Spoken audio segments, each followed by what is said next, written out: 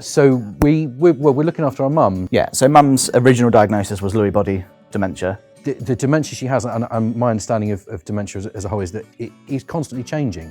So it's not that she changed and now we're dealing with it. There's a gentle shift.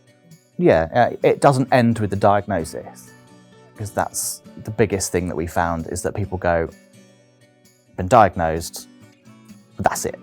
There is a whole life for this person to live. We are speaking with Sam Jones and Rupert Barrington. They are here to share their experience about their mum, who is living with dementia, and how they came to find care for her. Sam and Rupert, thank you so much for joining us today. Could you tell us a little bit about your mum and how you're looking after her? Well, where to begin? I'm a dad of one, stepdad of two, married with a dog and 2 cats. And I currently work freelance in teaching, performing arts, theatre, that kind of thing, as well as running my own drama school. Have some history working in care. I've done things in recruitment and training and teaching, and well, we're looking after our mum. So she's a single parent, so we were kind of brought up by her, dragged up by her, and lived the 3 of us. It was the 3 of us against the world, essentially, and through interesting times in the country and the world. And so mum has a diagnosis of Lewy Body dementia. I'll talk about that bit in a minute. You talk about that. Mum has a diagnosis of dementia. It was a shock when it first kind of hit. She was a lecturer, so very well read in her field of art history, and I know from her point of view that's the bit she struggles the most with, is reading and retaining information and that kind of thing, which she used to do all the time. And that's the hardest to see her talk about that. It's quite difficult. But we, as you will probably find, deal with things with humour. I think we always have done. So that set us up quite well, I think. You know, as much as it was a massive shock when it happened, I think we generally together deal with it with quite good humour and as much as you can do. And look after her in different ways. So Sam has a much better background in terms of healthcare for a start. So has much better understanding of this sort of stuff anyway, but is more probably analytical and a bit more, what's the word I'm looking for? I don't know. Sensible. I'm the emotional one, yeah. And he's not. That will come across. Yeah, that will come across. So, like I said, when it first sort of happened, it was very, we were all very emotional, and then we continue to support her by, I'm the one that sits and listens and pats her knee and goes around and, drinks coffee and cake. Could you tell us a little bit about your previous experience with care? Year's my 20th year working in health and social care. So it started out in childcare, and then started working in hospitals. I've been a manager for urgent care services, and worked for GoodOaks, and now I have my own GoodOaks franchise. So started at the very bottom and got halfway there. And so, like Rupert said, I'm the practical approach one. That's the word I was looking for, practical approach. And yeah, we do have very different approaches to the situation. I think I dealt with it better to start with. Did you?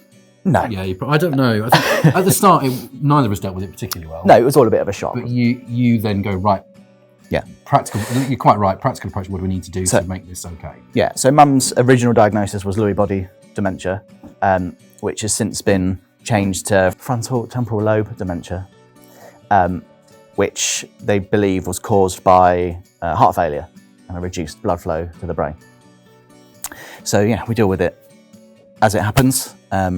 We speak about her hallucinations and things, which are always fascinating. Little birds in tweed jackets, sort of flapping around the lounge and stuff.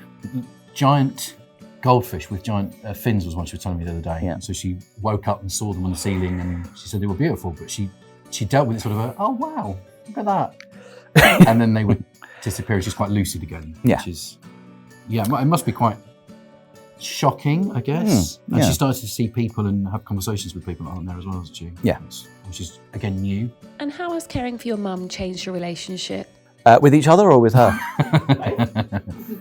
I think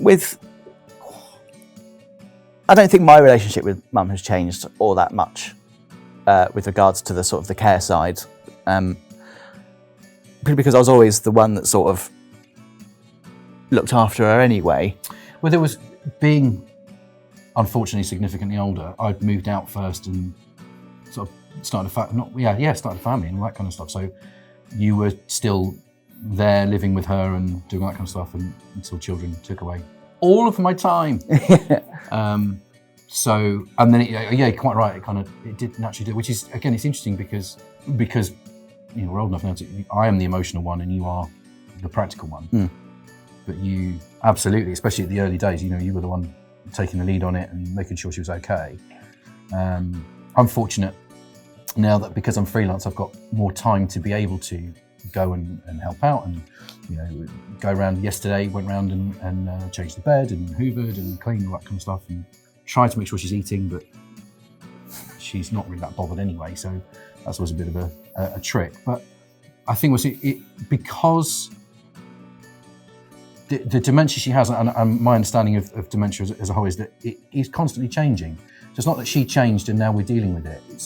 There's a gentle shift, and we sort of, you can't help but talk about it in a downward fashion. But she's constantly changing. Yeah, so we have to evolve with it. You're quite right. So that's. I guess I wasn't expecting that. Really, not having enough information about it, criminally before her diagnosis. To be able to roll with it. I mean, that's a good thing. We're quite adaptable. Yeah. So we're able to do that. I think it might be just easier for us than it might be for other people. But one thing you'd wish you'd known when you first started supporting mum? What support was out there? Because you just don't know. And we found out so much over the years of what support is actually available to family carers, to carers, and even to those that are sort of living with it. There is an awful lot out there. What advice would you have for someone organising or planning for care for a loved one for the first time? There's a bit of me, I think if you look back, there's a bit of me that thinks we reacted almost too quickly. No. There was this thing that happened. I know this is where we sort of differ. I don't regret the decisions we made, but part of the issue was that the sheltered accommodation was supposed to be warden assisted, and it hasn't been for years. 2 years. So that's then spurred us on then to and especially the way her condition is deteriorating, that we now have to do sort of next steps, and we'd rather do it now while she's relatively okay to be able to make those decisions with us, rather than waiting until it's essentially too late, and that'd be a much harder move for her. But it's interesting how much, as Sam said, how much is out there, but you have to go look for it. You have to search for it. It's not particularly easy to find, and it's great things like this to be able to highlight those things. I think is really important. I went with Mum to the clinical commissioning group to look at dementia in the NHS locally, and because especially in her early diagnosis, that she was still able to talk about it quite kind of freely. But when she had to go in because of a heart, I'm not sure he was quite high up. I'm not quite sure of his particular job title. He was very up. He said, of course, the dementia nurse would have come to see you, and because it's heart, and we went, no, absolutely not. Did that happen at any time?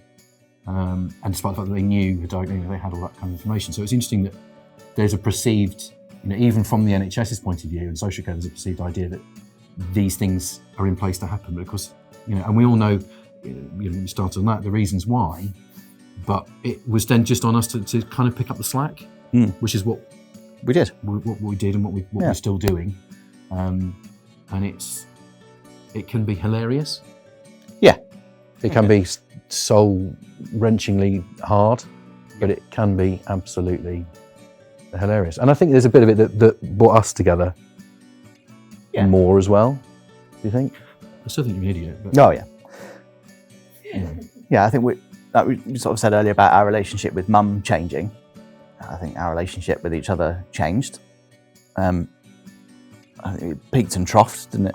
We're brothers. Yeah, but I think we're singing from the same sheet now, and I think between us, she's got 24/7 cover. Have you seen any bits of equipment that have really helped people around their home to remain in their home? Egg timers, because you will boil eggs to the point where they explode. Twice? Did that happen? 3 times. Three that times. happened. So it's just always having an egg timer next to the hob, because she still, again, as Rupert said, wants to do her own thing. So egg timers, an Alexa as well. I tried to show her that you can set Alexa to, Alexa set a timer for, which I use in the kitchen all the time, but that still didn't. And she's got one with a camera on it, and I've got one at home, so I can drop in. So if she doesn't answer the phone, I can drop into it and see what she's doing, which she doesn't like. And then you'll phone me and say, have you spoken to Mum because I can't get hold of her? Yeah. And inevitably we're out for cake. Yeah, yeah, she's with you, yeah. But like even practical things like bed rails, because she has had a reduction of her mobility as well. So things like bed rails you get them for free as well, by the way. Care lines, all sorts. There is so much out there. What advice would you have for someone organising or planning for care for a loved one for the first time? It doesn't end with the diagnosis, because that's the biggest thing that we found, is that people go, been diagnosed, but that's it. There is a whole life for this person to live. So, yeah. There's a lot of that, you tell people and they sort of head to it and go, oh. And you're like, no, she's all right. She's okay. And even to the point where she'd appreciate a text or a call, and people, like you say, they're almost scared to, because they don't know how to. But she's still our mum. She's still, there's a lot of our friends that grew up with her as well. We were always around our house because she was the cool mum. So people still do ask after her, but don't know how to ask her herself. And just don't be afraid. It's you're quite right. You can still live, with it. You still have a life with it.